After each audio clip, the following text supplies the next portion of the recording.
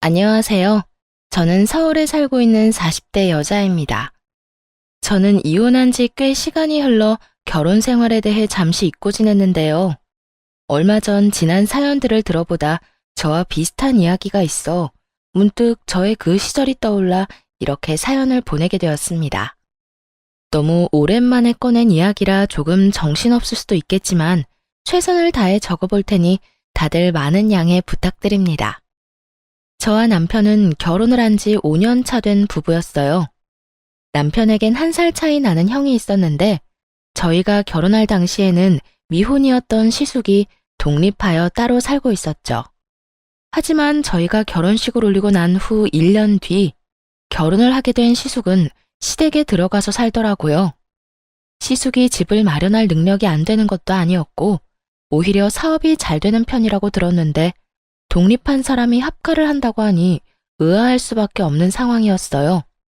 심지어 형님 집안 역시 부유한 편이라고 들었던 터라 여러모로 갑작스러운 합가는 의아할 수밖에 없는 상황이었습니다. 그러던 어느 날 남편이 씩씩거리며 그 의아한 상황이 일어나게 된 이유를 설명해 주더라고요. 진짜. 장남이면 다야? 짜증나, 진짜. 왜, 무슨 일인데? 아주버님이랑 다퉜어? 내가 형이랑 싸움이나 되겠어? 엄마가 형만 감싸고 도는데? 우리 엄마는 진짜 왜 그러는 줄 모르겠어. 요즘 세상이 어떤 세상인데 그저 장남, 장남, 장남. 혼자 살 때도 나가 살던 형이 결혼까지 했는데 왜 합가했다는 줄 알아? 엄마가 글쎄 사업자금을 대준다고 했대. 사업자금? 아, 그래서 합가하신 거야? 그래. 사업자금 주는 조건으로 합가하라고 했대. 형이랑 형수는 신나서 들어간 거고. 이게 말이나 돼? 우리 결혼할 때는 돈이 다 묶여서 땡전 한 푼 안 주시더니 형한테는 얼마나 들지도 모르는 사업자금을 지원해 주신다는 게 말이나 돼? 어디 차남 서러워서 살겠소?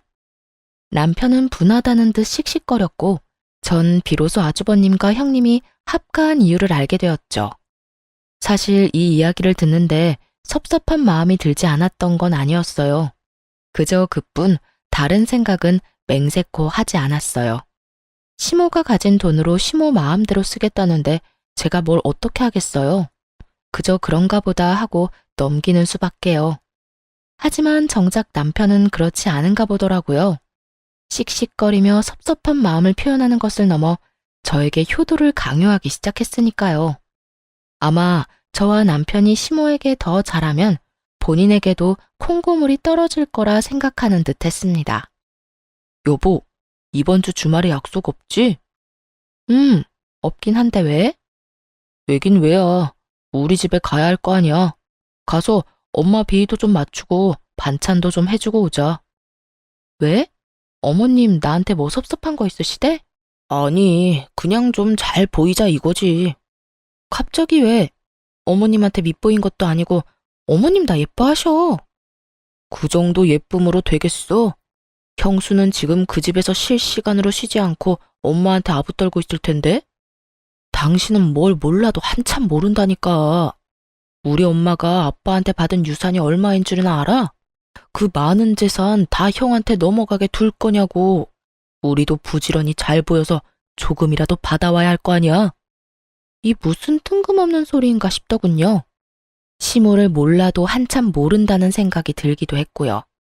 저희 시모는요, 앞서 남편이 말했듯이 저희가 결혼할 때도 땡전 한 푼 보태주지 않은 분입니다. 그래서 대출금 갚아 나갈 제가 안쓰러웠던 부모님이 현재 저희가 사는 집을 해주셨고요. 그런 시모가 아무리 합가를 조건으로 내세웠다고 한들 시숙에게 사업자금을 내준 이유가 뭐겠어요? 차남보단 장남, 시숙에게 뭐가 됐든 더 크게 물려주시겠다는 뜻 아니겠어요? 제 눈엔 훤히 보이는 시모의 의중이 남편의 눈엔 보이지 않는 듯했고 저를 끌고 끝까지 시댁으로 데리고 가더군요. 제발 부탁이라는 말까지 하면서요. 저는 남편이 부탁이라고까지 하니 남편의 뜻에 따라주기로 했어요. 남편의 뜻대로 반찬도 만들고 시모에겐 늘 그렇듯 싹싹하게 굴고요.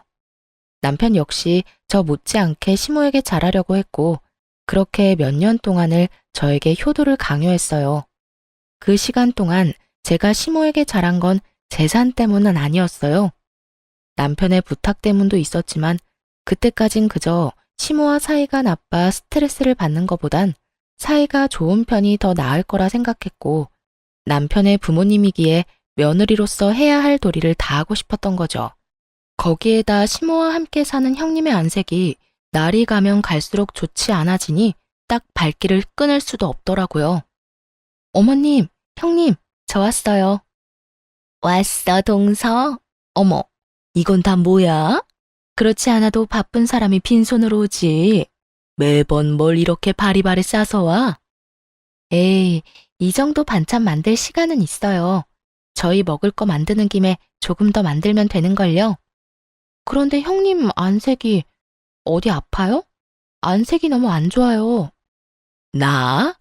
아니, 그냥 좀 피곤해서 그래. 요즘 좀 피곤하네. 혹시 임신 아닐까요? 아니야. 그냥 말 그대로 좀 피곤해서 그래. 형님은 그저 피곤하다고 했지만 아무래도 그저 피곤한 안색이 아니었어요. 하지만 그렇다고 해서 계속 캐물을 수도 없는 노릇이었죠. 그래서 전 그저 갈 때마다 반찬을 만들어가며 형님의 일손을 덜어주었고 형님은 그런 제 마음을 고맙게 받아주곤 했어요. 제가 이렇듯 효도를 가장해 형님에게 도움을 주는 사이 남편은 시모에게 잘 보이려 갖은 노력을 하더군요. 엄마, 아들 왔어. 왔니? 바쁠 텐데 뭘 이렇게나 자주 와? 자주는 무슨? 생각 같아서 나도 들어와서 살고 싶은 걸 참고 있으니까 그런 섭섭한 말 하지 마. 아픈 데는 없지? 식사는 하셨어? 오늘도 엄마 며느리가 엄마 드시라고 반찬 만들어 왔어. 엄마 둘째 며느리 음식 좋아하시잖아. 나밖에 없지? 음식은 며느리가 만들었는데 생색은 왜 자기가 낸대? 웃기는 녀석일세. 둘째야, 고생했다. 매번 이렇게 싸우는 거 힘들지 않아? 네, 괜찮아요. 저희 거 하는 김에 더 하면 되는 거예요. 형님은 어머님까지 모시고 사는데 저는 이런 거라도 해야죠. 맛있게 드셔주시니 그저 감사하답니다. 모시고 살기는 무슨, 내가 모시고 사는 거지. 내 집에서 내 돈 쓰면서 편하게 사는데. 이런 분위기로 만들려고 한 말은 아니었는데 순식간에 찬물 엎은 분위기가 되어버리니 어찌해야 할 바를 모르겠더라고요. 제가 아무런 대답도 하지 못하고 미안한 마음에 형님 눈치를 살피는데 형님이 저를 보며 괜찮다는 입모양을 해주며 미소를 지어주더라고요. 남편 역시 갑자기 싸해진 분위기를 살피다 시모의 기분을 풀어주려 애썼고요. 에이, 우리 엄마 또 이런다. 우리 엄마 시장하시구나. 얼른 식사합시다. 자자, 둘째 며느리가 만든 비장의 반찬 장조림도 있다고요. 얼른 식사들 합시다. 이 녀석이 하여튼 누가 막내 아니랄까봐 애교만 많아서는 내가 우리 둘째 때문에 웃고 산다. 웃고 살아. 당연하지. 둘째 아들이 최고지. 그래, 최고다. 시모는 결국 남편의 애교에 웃어 보였고 그제야 전 안도의 한숨을 내쉴 수 있었습니다. 그날 이후 전 형님의 안색이 나쁠 수밖에 없었던 이유를 알 것만 같았고 전보다 더 자주 시댁을 오가며 반찬을 가져다 주었어요. 아마 모르긴 몰라도 시모의 시집살이로 형님이 고된 것 같은데 먹거리 걱정이라도 덜어주고 싶었던 것이었죠. 제가 이렇게 하는 만큼 남편 역시 노력하고 있었지만 시모는 여전히 남편에게 최고라는 말만 할 뿐 남편이 바라는 그 어떤 것도 주지 않고 있었죠. 그렇게 시모가 가지고 있던 건물은 하나 둘 처분해 시숙의 사업 자금으로 들어가고 있었고 남편은 점점 초조해하더군요. 이번에 또 건물 내놨다고 하던데. 이제 진짜 얼마 안 남았어. 형은 도대체 뭔 사업을 어떻게 하길래 돈이 그렇게나 드는 걸까? 난들 알겠어? 나도 사업의 사자도 모르는 사람인데? 그냥 뭐 사업 확장하거나 새로운 아이템 개발 중이거나 그렇겠지. 원래 사업하면 돈 많이 든다고들 하잖아. 남 이야기해? 당신이 왜 그렇게 태연해? 난 하루하루가 피가 마른다고. 이제 정말 며칠 안 남았는데 저러다 형한테 다 주면 어떡해 해. 어떻게 하긴 어쩔 수 없는 거지. 그러지 말고 당신도 이제 마음 내려놔. 주시면 감사하게 받고 아니면 어쩔 수 없는 거지. 당신이 그렇게 애타게 빈다고 해결될 문제가 아니잖아. 나도 알아, 안다고. 그래도 욕심이 나는 걸 어떻게 해? 아쉬운 마음이 드는 걸 어떻게 하냐고. 당신은 정말 욕심 안 나? 안 아쉬워? 나도 사람인데 욕심 나고 아쉽기도 하지. 그 건물 한 채면 이렇게 힘들게 회사 생활 안 해도 될 텐데 싶은 순간도 있고. 그런데 어쩔 수 없는 일이잖아. 내가 노력한다고 한들 안 되는 일인 걸 어쩌겠어? 확실하지도 않은 일에 헛된 희망 품으면서 괜한 시간 낭비하고 싶지 않아. 그러니까 당신도 조금만 내려놔.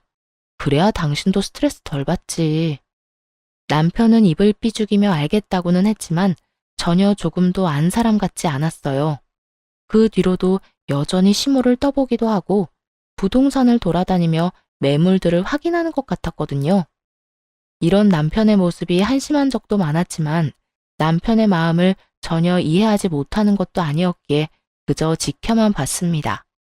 저는 당사자가 아니라서 그러려니가 될 수 있지만 당사자인 남편의 입장에선 같은 자식인데 오로지 시숙에게만 그 많은 재산이 들어가니 시샘 날만하다는 생각도 있었으니까요. 하지만 마지막 건물이 남았을 때 남편은 애가 탈 대로 탄 것인지 저에게 화를 내며 선을 넘기 시작하더군요. 당신은 도대체 엄마한테 어떻게 하고 있는 거야? 잘하고 있는 건 맞아? 남편의 신경질적인 목소리에 저 역시 그간 참아왔던 화가 터져버렸고 목소리가 절로 날이 선 채로 흘러나왔어요. 보면 몰라? 나 정도면 며느리 중에서도 잘하는 편이야. 자주 전화해서 안부 인사도 하고 음식 맛있게 되면 가져다 드리기도 하고 말이야. 이 정도면 됐지 뭘 얼마나 더 하란 말이야. 더 해, 더 하라고. 엄마 입안에 혀처럼 굴란 말이야. 건물 이제 한 채 남은 거 알지? 당신이 그 정도는 해야 그 건물 나한테 줄 거 아니야. 그 건물 받으면 나 혼자 좋은 줄 알아? 당신한테도 좋은 일이라고. 이쯤 되니 남편의 정신 상태가 궁금했어요. 재산 바라고 부모에게 잘하는 게 그게 효도가 되나요? 그리고 사지 멀쩡한 사람이 오로지 시모 재산만 바라고 자기 일엔 최선을 다하지도 않는 것도 이해가 되지 않았고요. 더는 차별받아 할 수 있는 당연한 시샘이 아니라 그저 시모의 재산을 물려받지 못해 환장한 사람처럼 보이기까지 했어요. 그래서 전 남편에게 좀 더 단호하게 말해주었습니다. 정신 차려 제발. 그 건물 우리 주시면 좋겠지 왜 안 좋겠어? 그런데 그걸 바라고 어머님께 과하게 잘하고 잘 보이려고 애쓰고 그런 건 아닌 것 같아. 어머님이 생각해 보시고 우리한테 주시고 싶으시면 주시겠지. 그러니까 당신도 좀 그만해. 어떻게 온 정신이 전부 어머님 재산한테 가 있어? 당신 들어보니까 요즘에 일처리도 제대로 못한다며. 당시에 저는 남편과 같은 회사지만 다른 부서에 일하고 있었고 남편의 일처리가 얼마나 개판이었는지 전혀 상관도 없는 제 부서까지 남편의 이야기가 전해지는 상황이었죠. 이대로 가다간 곧 해고당해도 이상하지 않은 상황이었던 터라 저는 결국 참았던 화를 내며 남편에게 한마디 하게 되었던 것이었습니다. 조금이라도 생각이 있는 사람이라면 반성하며 부끄러워하기라도 해야 할 텐데 남편은 오히려 그깟 회사 잘려도 상관없다며 큰 소리를 치더라고요. 그깟 회사 잘려도 상관없다고. 내가 평생 일해도 그 건물 살 수 있을 것 같아? 차라리 회사 그만둘까봐. 그만두고 엄마 비서나 할까? 이 무슨 말도 안 되는 소리인지 모르겠더라고요. 아니, 도대체 가정주부인 시모에게 비서가 왜 필요한가요? 저는 도무지 이해가 되지 않았고 더 이해되지 않는 건 이 모든 말이 남편의 진심이라는 것이었어요. 정신 나간 말을 하는 남편의 눈이 기대감에 차 반짝이고 있었거든요. 전 그런 남편에게 고함을 빽 질러버렸어요. 당신 정말 미쳤어? 정신 좀 차려, 제발. 그리고 어머님이 일을 하는 것도 아니고 가정주부가 비서가 왜 필요해? 다시 한번 그딴 말 하기만 해. 효도고 나발이고 시댁에 발길도 하지 않을 테니까. 뭐? 당신 진심 아니지? 진심이야. 난 당신처럼 어머님 재산 바라지도 않아. 내 몸 멀쩡한데 내가 쓸 만큼만 벌면 되지. 난 그저 당신 엄마니까 그 감사함으로 어머님께 잘하려고 한 거지. 당신처럼 재산 바라고 이때껏 그랬던 거 아니었다고. 그러니까 당신도 더는 이상한 말 하지 말고 회사 일에나 신경 좀 써. 알겠어? 알겠어. 그런데 당신 이때까지 했던 것처럼 우리 집에 잘할 거지? 남편은 저의 단호한 태도에 한 발 물러서긴 했지만 끝까지 저의 화를 돋웠고 전 그런 남편에게 확실하게 말해주었어요. 당신 한 번만 더 그딴 소리 물으면 나 다신 어머님께 전화도 안 한다. 그리고 어머님 재산 이야기도 다신 꺼내지 마. 그딴 이유로 나한테 잘하라고 하는 거면 나 진짜 어머님이랑 확 싸워버릴 거니까. 알겠어? 알겠어. 남편은 여전히 정신을 차리지 못한 듯 했지만 적어도 저에게 더는 이상하고도 정신 빠진 소리는 하지 않더라고요. 불안하기도 했지만 한편으론 제 눈치를 보느라 일은 제대로 하는 것 같으니 다행이다 싶긴 했습니다. 그렇게 불안하지만 평화로운 나날들이 지나가고 있었고 저는 건물에 대해선 까맣게 잊은 채 지내고 있었어요. 그런데 어머님께 전화가 오더라고요. 남편과 그런 일이 있고 난 뒤 일부러 시모와 거리를 둔 것도 있긴 했지만 일도 바빠졌던 터라 통화한 지 오래되어 조금은 반가운 마음으로 전화를 받았어요. 어머님, 웬일이세요? 너무 오랜만이에요. 요즘 바쁘니? 연락도 없고 무슨 일이 있나 해서 전화했다. 아, 요즘 회사에 일이 좀 바빠서 연락 못 드렸어요. 잘 지내시죠? 아픈 곳은 없으시고요? 나야 늘 똑같지. 난 또 연락 없길래 네가 내 재산 포기했나 했지. 조금 황당했어요. 갑자기 웬 재산 타령인가 싶어서요.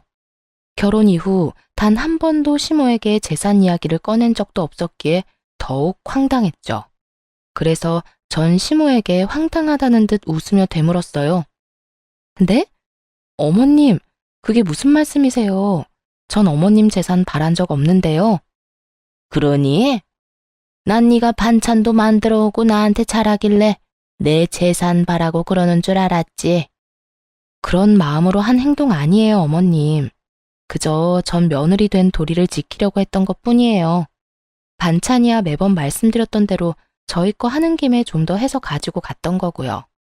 그러니까 그렇게 말씀하지 마세요. 저 조금 섭섭해지려고 해요. 그러니? 네 남편은 생각이 좀 달라 보이던데 넌 아니라니 그리 믿으마. 하여튼 내일 주말인데 어디 가니? 내일이요?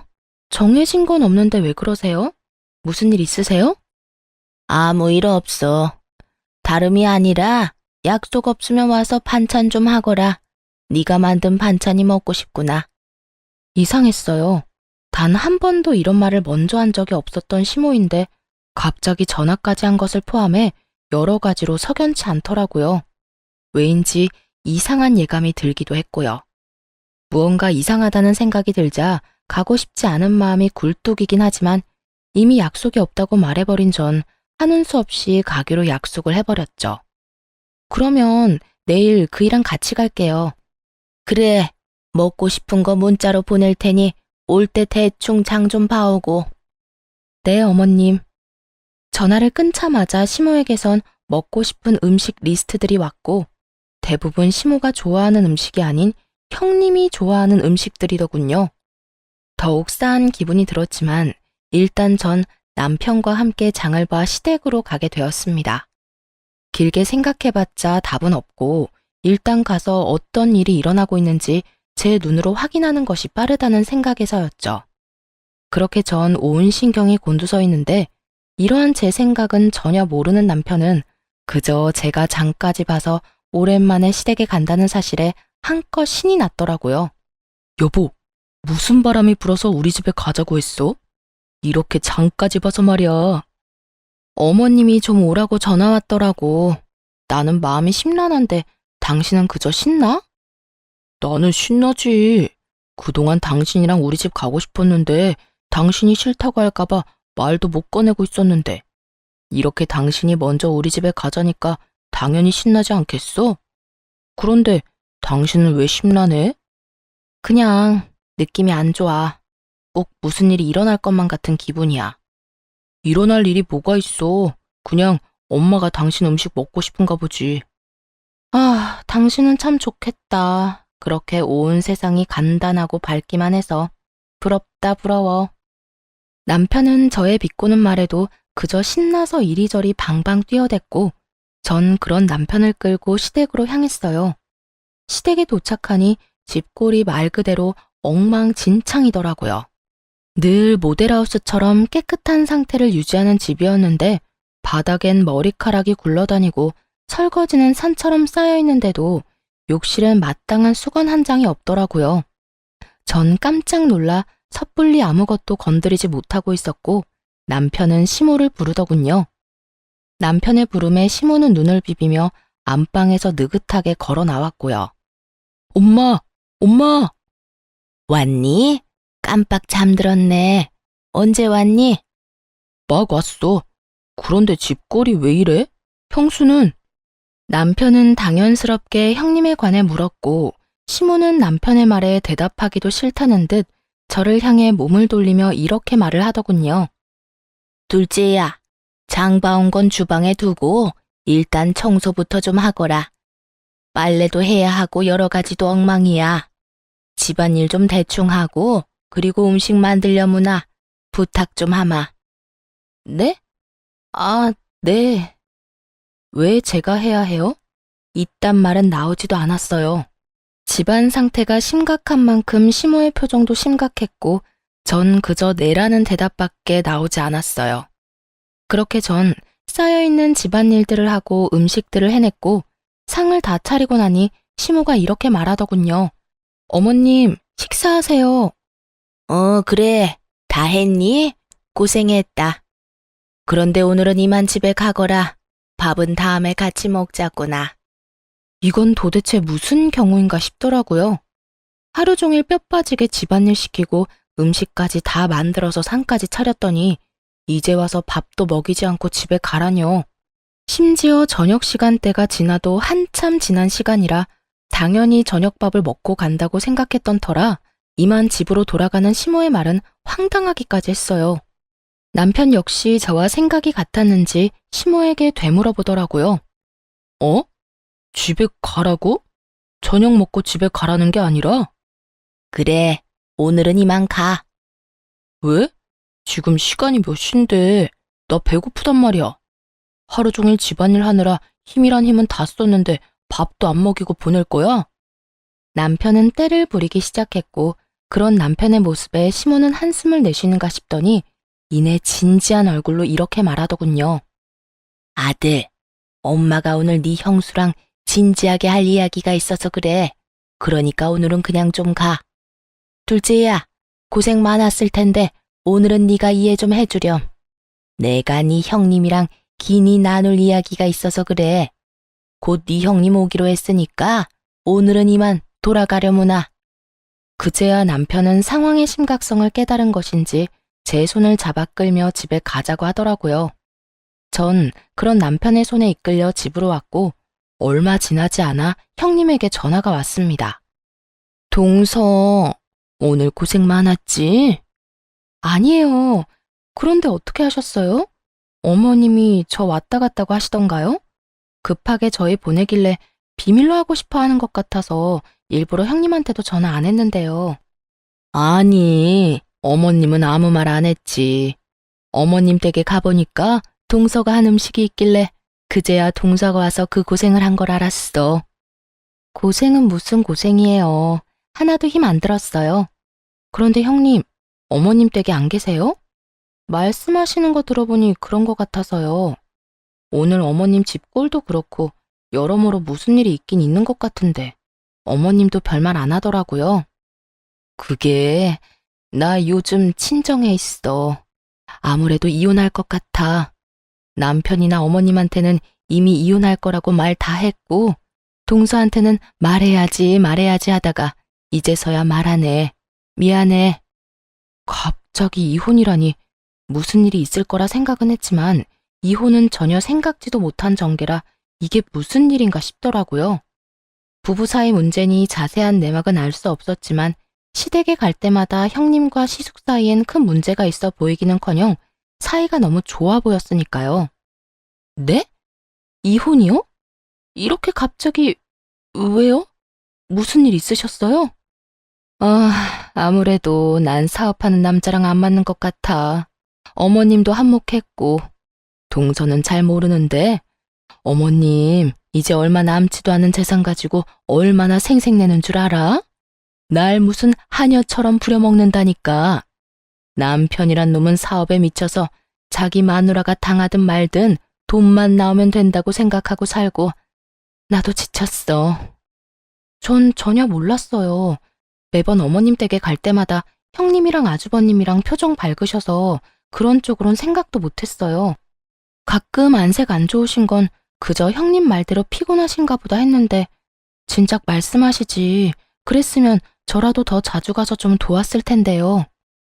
동서가 이렇게 신경 쓸까봐 그랬지. 동서 성격에 내가 힘들다고 하면 당장이라도 달려와서 이것저것 돕는다 할 게 뻔하니까. 그렇지 않아도 일하는 사람이 나 걱정되어서 자주 오는데 내가 그런 말 하면 아예 그 집에 사는 사람처럼 들락날락 했겠지. 그나저나 앞으로 어머님이 동서를 많이 괴롭힐 거야. 종처럼 부려먹던 내가 없으니까 이젠 동서를 가만두지 않을 거야. 그래서 하는 말인데 절대로 어머님이 하라는 대로 시키는 대로 다 하지 마. 순순히 시키는 대로 다 하면 그래도 되는 사람이라 생각하고 막대할 거니까. 알겠지? 상황이 이렇게 돼서 미안해, 동서. 평소 형님과 사이가 좋았던 게 이럴 땐 큰 도움이 되더라고요. 형님은 그 뒤로도 나에게 당부와 걱정 어린 우려들을 긴 시간 쏟아내 주었고, 전 형님 덕에 그간 몰랐던 시모의 모든 것을 알게 되었습니다. 시모는 그간 형님을 종부리듯 사람을 부려먹었다고 하더라고요.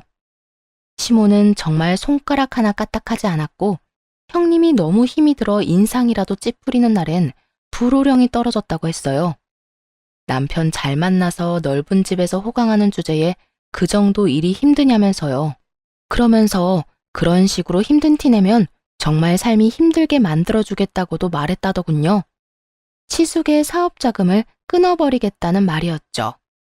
형님은 시숙의 앞길을 막을 수 없었기에 그저 시모가 시키는 대로 호구처럼 살았고 이 모든 상황을 시숙은 뻔히 다 알면서도 그저 지켜봤다고 하더군요. 그런 날들이 반복되자 형님은 결국 폭발해버렸고 시모와 대판 싸우고 집을 나와버렸다고 했어요. 그러면서 하는 말이 앞으로 제가 타깃이 될 테니 조심하라고 당부 또 당부해 주더라고요. 형님의 말을 들으면서도 설마 나에게까지 그런 짓을 할까 했는데 상황은 형님의 말처럼 흘러가더군요. 그간 저에게 먼저 연락을 잘 하지도 않던 시모는 틈만 나면 저에게 연락을 해 이것저것 시켜 먹으려고 들더라고요. 둘째야, 오늘 회사 마치고 집으로 좀 오거라. 오늘이요? 그래, 오늘. 와서 화장실 청소도 좀 하고 수건도 좀 삶거라. 수건이 영 시원치가 않아. 푹 삶아야 때도 지고 뽀송뽀송하기도 하고. 그리고 오는 김에 장도 좀 봐오고. 돈은 오면 줄 테니 장 보는 김에 과일도 좀 넉넉히 사와. 과일도 다 떨어져 가니까. 알겠지? 그러면 오는 걸로 알고 끊으마. 말이 좋아야 부탁이지. 이건 뭐 앞으로 절 호구 취급을 하겠다는 선포와도 같더군요. 형님에게 들은 말이 없었다면 그놈의 며느리로서 해야 할 도리라고 생각하며 호구 잡히는 줄도 모르고 시댁으로 갔겠지만 들은 말이 워낙 많았던 저는 시모에게 뭐 하나라도 효도하고 싶어 안달이 난 남편에게 전부 넘겨버렸어요. 바보 같은 남편놈은 아무것도 모르고 신나서 시댁으로 달려갔고 그럴 때마다 시모는 저에게 연락이 와 형님에게 그랬던 것처럼 재산 타령을 하기 시작했어요. 내가 오늘 너한테 오라고 하지 않았니? 왜 네가 안 오고 내 아들을 보내? 제가 뭘 할 줄 안다고. 제가 가려고 했는데 일이 워낙 바빠서요. 너희 같은 회사지 않니? 너는 바쁜데 네 남편은 한가해? 말이 되는 변명을 해야 믿는 척이라도 하지. 어머님, 남편이랑 저랑 부서가 달라요. 부서마다 하는 일도 다르고 일이 다르니 바쁜 시기도 다르고요. 요즘은 우리 부서가 유난히 바쁘고 남편 부서는 한가한 편이라서 그래요. 정 못 믿겠으면 남편한테 물어보세요. 됐다. 그걸 못하러 물어봐. 뭐 중요한 거라고. 하여튼 앞으로 내가 부르면 제깍제깍 달려오거라. 그래야 내가 너 하는 짓이 예뻐서라도 하나 남은 건물 네 남편한테 주지 않겠니? 그러니까 나한테 잘해. 시키는 대로만 잘해도 긍정적으로 잘 생각해 볼 테니까. 재산에 눈꼽만큼도 관심이 없었던 저에게 시모의 이런 말들이 무서울 리가 없었고, 그랬기에 전 말 같지도 않은 말들을 한 귀로 듣고 한 귀로 흘려버렸습니다. 그렇게 시모가 저를 부르면 저는 남편을 보내버리는 일상이 반복되고, 어느 날은 시모에게 한 소리 들은 남편이 저에게 화를 내더라고요. 당신, 이때까지 우리 엄마가 나 부른 게 아니라 당신 부른 거라며? 당신은 나 부른 거라고 했었잖아. 누굴 불러서 누가 가든 그게 무슨 상관이야? 누구라도 가서 집안일 했으면 됐지. 그리고 당신 엄마 집 일인데 꼭 나만 가서 해야 한다는 법이라도 있어? 누구든 시간 남고 마음 가는 사람이 가서 하면 되는 거지. 엄마가 싫다잖아. 엄마가 나 말고 당신 보고 오래. 오늘도 나한테 얼마나 짜증냈는 줄 알아? 마누라 말이라면 똥도 먹을 놈이라는 말까지 했다고. 앞으로는 엄마가 부르면 당신이 가. 당신이 가서 집안일을 하든 엄마 어깨를 주물러 주든 엄마가 시키는 일은 당신이 하란 말이야. 저는 이 말이 꼭 앞으론 시모의 하녀로 살라는 말처럼 들려 기분이 너무 나쁘더라고요. 제가 강아지도 아니고 오라가라 하면 그 말을 다 들어야 하나요? 하물며 집에서 키우는 강아지도 자기 기분 나쁘면 무시하고 들은 척도 안 하는 마당에 이 무슨 개보다도 못한 취급인가 싶었어요. 여보, 내가 진짜 마지막으로 말하는 거니까 잘 새겨들어. 효도를 하고 싶거든 당신이 직접 해. 괜한 사람 괴롭히지 말란 말이야. 나 요즘 일하느라 정신없어서 시댁까지 신경 쓸 여유도 없고 일이 한가하다고 한들 시댁 일 도맡아서 할 생각도 없어. 특히 당신처럼 재산 바라고 하는 효도? 난 더 이상 하고 싶지 않아. 그러니까 나한테 강요하지 마.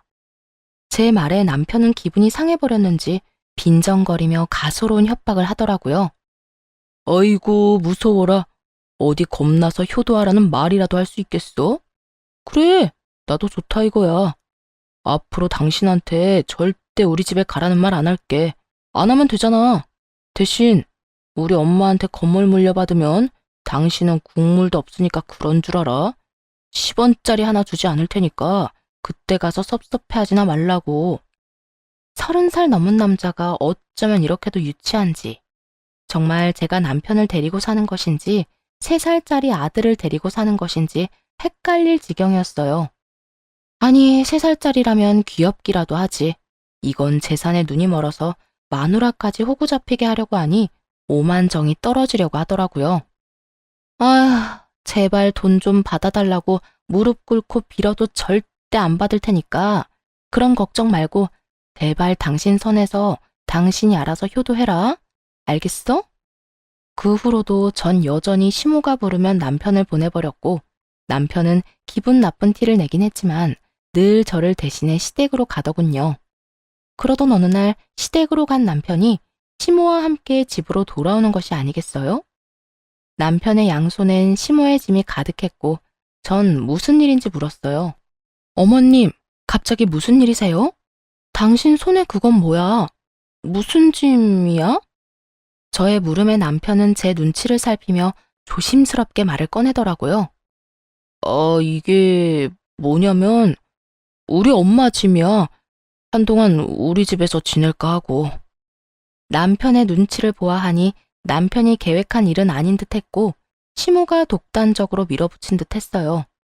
남편은 지나치게 제 눈치를 살피고 있었고 그런 남편의 행동이 마음에 들 리 없었던 시모는 저를 쏘아보며 당당하게 제 집에서 살겠다고 선포하더라고요. 뭘 그렇게 눈치를 보면서 말해? 나 한동안 여기서 좀 지내마. 너도 들어서 알겠지만 첫째네 결국 이혼했어. 그것 때문에 우리 장남이 속이 많이 상하는지 술을 마시고 집에 들어오는 날이 잦아져서 내가 잠을 통 못 자고 있고 말이다. 그래서 한동안은 내가 여기서 지내면서 기력 회복 좀 하려고 한다. 이건 무슨 자다가 봉창 두드리는 소리인가 싶더라고요. 아니, 시숙이 이혼을 했는데 왜 우리 집에 오는 건가요? 시숙이 술에 취해 집에 오면 앞으로 술을 자제하라고 하면 되는 일 아닌가요? 왜 애꿎은 우리 집에 와서 다짜고짜 살겠다고 하는 것인지 이해가 되지 않더라고요. 저에게 상의 한마디도 없이요. 저도 며느리로서의 도리 참 좋아합니다. 그런 저라도 이건 아니라는 생각이 들더라고요. 지금 이 자리에서 이 사태를 허용하고 넘어간다면 그 후에 일어날 일이 불보듯 뻔했으니까요. 아니요, 어머님. 전 싫습니다. 내가 잘못 들은 것 같은데 방금 너 뭐라고 그랬니? 싫다고 그랬니? 네, 싫어요. 저는 어머님이랑 같이 사는 거 생각도 해본 적 없어요. 아니, 100번 생각해 본다 한들 싫어요. 너 정말 이딴 식으로 나올 거니? 내가 여기서 평생 산다는 것도 아니고 잠시 좀 지내다가 가겠다는데 그것도 안 된다 이 말이니? 시모는 저의 당돌함이 어이가 없다는 듯 되물어오더라고요. 마치 당연히 네가 해야 할 일인데 왜 안 된다고 하는지 이해가 되지 않는다는 투로요. 전 그런 시모의 말투가 더욱 마음에 들지 않았고 제대로 알아듣도록 더욱 강하게 말을 했어요. 네, 싫어요. 어머님은 잠깐이라고 하지만 그 잠깐이 1년이 될지 10년이 될지 누가 알겠어요? 어머님 형님께도 잠깐만 같이 살자고 해놓고선 4년을 부려먹으셨다면서요. 전 죽어도 그렇게는 못 사니까 그런 줄 아시고 돌아가 주세요. 전 단호했고 그런 저의 태도에 남편이 더 놀라 저를 뜯어말리기 시작하더군요. 당신 미쳤어? 엄마한테 지금 그게 무슨 말이야? 말투는 또 그게 뭐고? 얼른 사과드리지 못해? 얼른 싹싹 빌고 엄마가 쓸 방 청소나 해. 얼른. 싫어. 내가 왜 그래야 하는데? 그리고 당신 잊었나 본데 여기 우리 집에서 해준 내 집이야. 명의도 내 명이라고. 이딴 집 몇 푼이나 한다고 이 유세인지 모르겠네. 그래, 네가 나가라니 내가 나간다마는 이 한 가지는 똑똑히 알아둬라. 내가 이 집에서 한 발이라도 나가는 순간 내 아들도 이 집에서 나가는 거야. 이 말이 무슨 말인 줄 아니? 네가 날 이 집에서 내보내면 내가 너희 이혼시키겠다는 말이야. 그래도 내가 이 집에서 나가길 바라니? 넌 절대 날 이 집에서 내보내지 못해.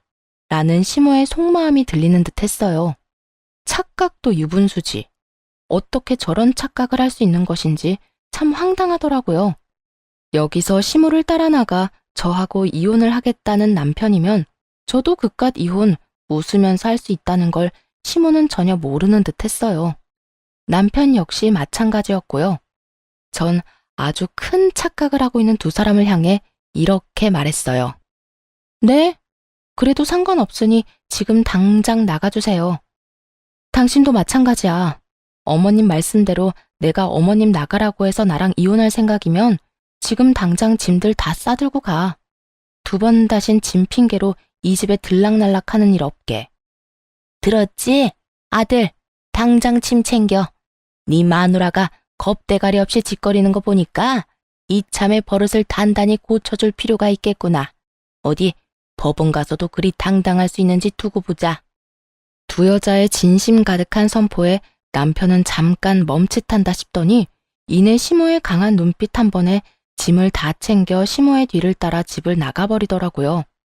오만정이 떨어졌던 남편이긴 했지만 이혼만은 하기 싫어 마지막 기회를 줬던 것인데 그 기회를 발로 뻥 차버리는 남편을 보며 저 역시 굳게 마음을 다잡게 되었죠. 쇳불도 당김에 빼라고 전 남편이 집을 나간 바로 다음 날부터 이혼 준비를 시작해 남편에게 통보해버렸습니다. 여기 이혼 서류 도장만 찍으면 돼. 기어코 이혼을 하자고? 당신도 짐까지 싸서 나갔을 땐 이 정도는 각오했던 거 아니었어? 위자료, 재산 분할 잘 살펴봐. 소송까지 하려면 그래도 되고. 난 당신이 어떻게 하든 다 준비돼 있으니까. 그런데 될 수 있으면 빨리 끝내고 싶으니까 합의를 하든 소송을 하든 잘 생각하고 결정 빨리 내려줬으면 좋겠어. 당신이야말로 잘 생각해. 당신 나 없이 살 수 있어? 나랑 이혼하면 회사는 어떻게 다니게? 자신 있어? 정말 나랑 이혼할 수 있겠어? 그까짓 이혼이 뭐라고? 해야 할 상황이면 그냥 하는 거지. 그리고 착각 좀 하지 마. 나 당신 없이 잘 살 수 있고 내가 잘못해서 하는 이혼도 아닌데 회사 생활까지 걱정해야 하는 거야? 요즘 세상에 이혼 좀 한다고 별 문제될 게 있겠어? 그러니까 이상한 걱정하지 말고 결정이나 빨리 해. 남편은 한치의 흔들림도 없는 저를 보며 차라리 잘 됐다는 듯 이혼에 동의하더군요. 조건도 제가 내세우는 대로 다 해준다면서요. 그래, 하자. 당신 말대로 그까짓 이혼 하면 되지 뭐. 조건도 당신이 원하는 대로 다 해줄 테니까 빨리 이혼해. 그까지 푼 돈 얼마든지 줄게. 어차피 난 엄마한테 건물 받을 건데 그깟 돈 아껴서 뭐 하겠냐? 그래, 참 부럽네. 그 건물 부디 꼭 당신이 받길 바래. 그러면 합의한 걸로 알고 있을게. 법원에서 보자. 그렇게 전 다른 분들에 비해 비교적 빠르고 깔끔하게 이혼을 할 수 있었습니다. 결혼 생활 내내 저를 괴롭게 만들었던 시모의 재산은 결국 저의 이혼에 큰 도움이 되더군요. 전 남편이 정말로 저의 뜻대로 제가 내세운 조건에 맞춰 이혼을 해주었으니까요. 정말이지 그 재산에 감사한 마음이 다 들더군요. 그렇게 이혼이 확정되던 날, 전 남편은 저를 보고 비웃으며 이렇게 말하더군요. 멍청하긴. 가만히 있으면서 엄마하고 내가 시키는 대로만 했어도 돈방석에 앉았을 텐데 괜한 고집부리다 이혼녀 딱지나 붙게 되고 꼴 좋다. 나만 이혼녀 됐다는 듯이 말한다. 내가 이혼녀면 당신은 이혼남이야. 그리고 돈방석? 그래, 어디 두고 볼게. 당신이 돈방석에 앉게 될지 아니면 쪽박을 차게 될지 당신이야말로 후회하지 마. 왜 이렇게까지 말을 했냐고요? 다 이유가 있었어요. 사실 전 시모가 가진 것은 아무것도 없는 상태였거든요. 형님에게 들은 바로는 전 남편이 철석같이 믿고 있는 건물마저 진작 처분해 시숙에게 투자한 상태였고 시숙은 그마저도 날려먹었다고 하더라고요. 사업이 잘 돼서 끊임없이 자금을 주고 있었던 것이 아니라 차리는 족족 망해서 끊임없이 자금을 퍼붓고 있었던 것이었어요. 연달아 사업을 말아먹은 시숙은 날마다 술을 퍼마시고 다니고 있었고 그 꼴이 보기 싫어 시모는 제 집까지 온 것이었어요. 처음부터 이러한 사실을 전 남편에게 숨기려고 한 것은 아니었어요. 처음엔 이런저런 일로 피곤해서 말하지 못했고 그 뒤론 정말 새까맣게 잊어버려 말을 못하고 있었던 것이죠. 그런데 그 뒤로 많은 일들이 일어나며 이혼까지 하게 되었으니 더욱 말할 필요가 없어진 상황이었어요. 후회? 내가 후회를 왜 해? 내가 너처럼 멍청한 줄 알아? 난 적어도 내 밥그릇은 내가 알아서 챙겨. 너처럼 눈앞에서 놓치지 않는다고. 그러니 너나 땅을 치고 후회하지 마. 이렇듯 끝까지 저에게 헛소리만 하는 전 남편을 보며 후회할 사람은 너라는 말을 속으로 얼마나 되뇌었는지 모릅니다. 이혼을 하고 난 후 전 남편, 시모 모두를 바로 차단해버렸습니다. 혹시나 하는 상황에 대비해 집도 세를 줘버렸고 회사도 이직을 해 다른 지역으로 이사까지 와버렸죠. 그 후 형님에게 전해 들은 바로는 재산을 전부 시숙에게 투자한 것을 알아버린 전 남편이 저를 찾아 나섰다고 하더라고요. 제가 연락이 되지 않자 형님에게까지 연락이 와 재산은 전부 날린 것이 맞냐, 정말 저와는 연락이 되지 않냐 등등 몇 번이고 물었다고 했어요. 저를 찾아다니는 검은 속내는 뻔했어요. 전 남편은 저에게 위자료를 주기 위해 대출까지 받은 상태였고 그거에다 시모에게 속아 퇴직금까지 미리 받아 시숙에게 다 줘버려 빚쟁이 신세였거든요. 그러니 어떻게 해서든 저에게 들러붙어 어떻게 해서든 한 푼이라도 받아가려 저를 찾아 나선 게 뻔히 보이지 않겠어요? 전 시모도 전 남편과 처지가 별반 다르지 않다고 하더라고요. 어머님도, 아니, 그 아줌마도 별반 다르지 않아. 있는 재산 다 첫째 아들한테 다 갖다 주고 깡통 차니까 둘째 아들 돈까지 끌어다 난리를 부리다가 이혼까지 하게 만들었으니 어쩌겠어? 그냥 빚쟁이 두 아들 둔 빚쟁이 엄마가 된 거지. 하나 있던 집까지 다 말아먹고 요샌 단칸방 월세살이 한다고 하더라. 다 큰 아들 둘 끌어안고 오순도순 잘 살아보라지 뭐.